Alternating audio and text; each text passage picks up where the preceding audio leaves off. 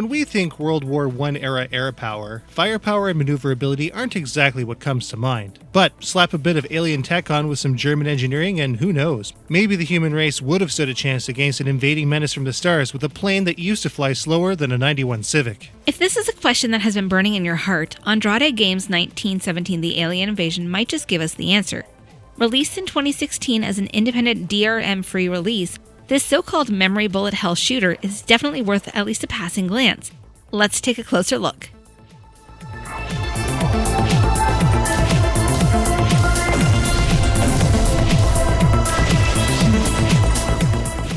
"1917 The Alien Invasion" is essentially your typical modern vertical shooter. Ship movement is 8-way and not especially quick. Controls will become dependent on analog sticks if any analog controller is used, but thankfully other controllers work. We were able to use the SLS USB Saturn pad with no issues straight out of the gate.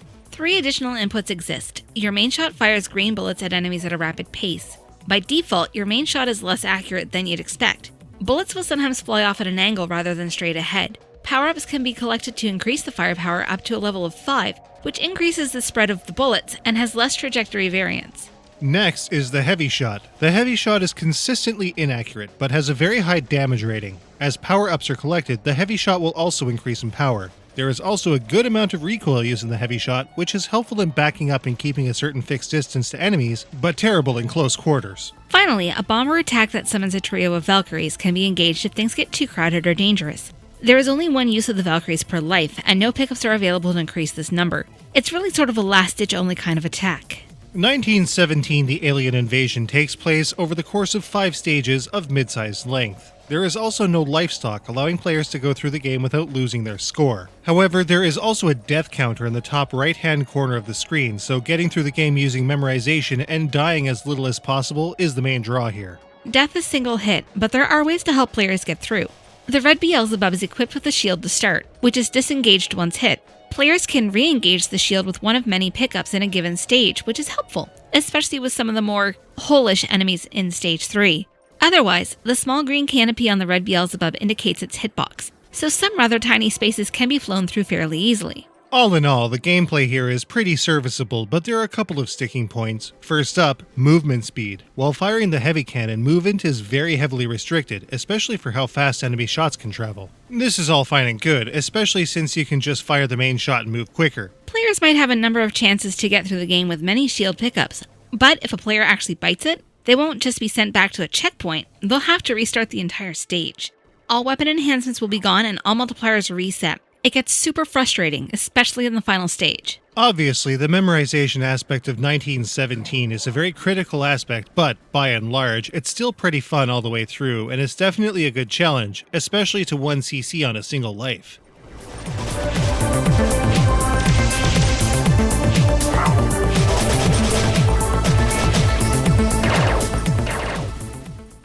Scoring in 1917 The Alien Invasion takes some really interesting twists and turns. On a basic level, enemy destruction is the name of the game, and collected medals can give a player all kinds of bonus score, but getting a high score must be done through multipliers. Key icons will unlock or lock the multiplier on the right-hand side of the screen. While unlocked, scoring hits or enemy kills will increase the multiplier, so long as the gauge is filled by any amount. If it falls to nothing, the multiplier will reset. Here's the twisty twist though. A second key icon in red will lock the multiplier as well. That means, as long as a player doesn't die, the multiplier will stay at the level it was when it was locked, even between stages. It's possible to have a multiplier of over 360 by the first lock in Stage 1, resulting in almost 1,000,000 points by stage end. The multiplier can also be unlocked again to increase it even further in later stages. Though serious practice to determine how long a multiplier can be increased without losing it will definitely take players time to do. Rounding out the scoring, collecting additional shields when the shield is already engaged and weapon power beyond maximum power will reward the player with a 1,000 point bonus for each one. Small potatoes compared to the multiplied score, but it's something. Additionally, no stage end bonus exists, just a boss kill score that is multiplied accordingly.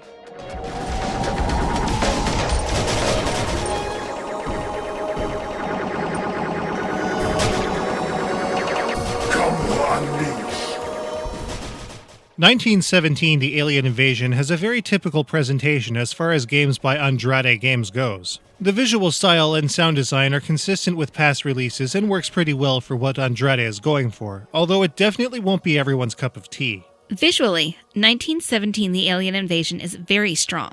The pixel art here is everything you'd expect from a vertical shooter made in the mid-90s, with a ton of detail and a decent range of color, despite being pretty dark. Visual elements are clear, well-defined, and moderately animated, though a few more frames of animation on everything could have worked wonders. On the other side of things, there sure is a lot of blood in this game. It gushes everywhere when enemies get hit with huge geysers of the stuff flying up and splattering all over the screen with a Mortal Kombat-style Supreme Victory for good measure.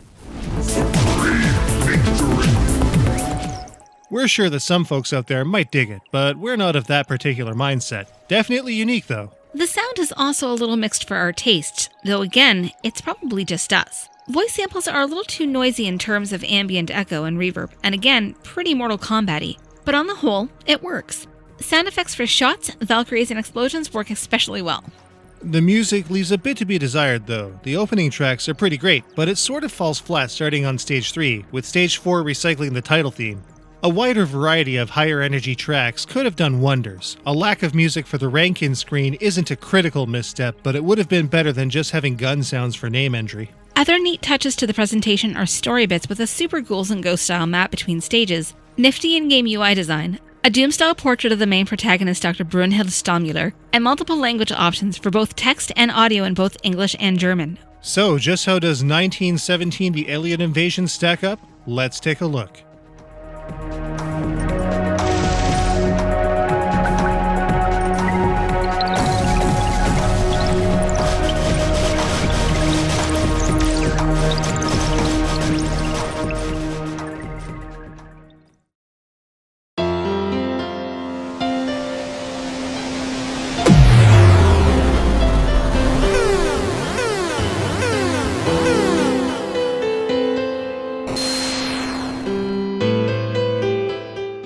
Controlling the red Beelzebub is pretty easy stuff. Movement and evasion suffers greatly while using the heavy cannon, though. In terms of challenge, getting through this game on a single life is going to be a very tough thing to do, but memorizing enemy patterns will do wonders for any player. Stage 3 has one of the most intense difficulty spikes we've seen in a while. For length, at just 5 moderately long stages, there isn't a ton of content. But the time needed to really get this game down to get through on one life could take a long time. Solid pixel art and UI design makes 1917 The Alien Invasion look pretty cool. There's a bit too much blood and gore for our taste, though. The opening music tracks are awesome, but fall a bit flat in later stages. Sound effects work really well too, but the announcements are a bit too Mortal Kombat-y. While the gameplay itself is pretty run-of-the-mill on the whole, the scoring is one of the most intriguing systems we've seen so far. Building and locking the multiplier is a super cool feature. 1917 The Alien Invasion is a pretty obscure title from a very obscure game maker, but it's definitely one that people can have a lot of fun with if they are looking to test themselves with equal parts memorization and reflexes. 1917 The Alien Invasion gets a 3.75 out of 5. You can get a copy of 1917 The Alien Invasion on Andrade's store page for about $6 today. Check out the link in the information section of this video.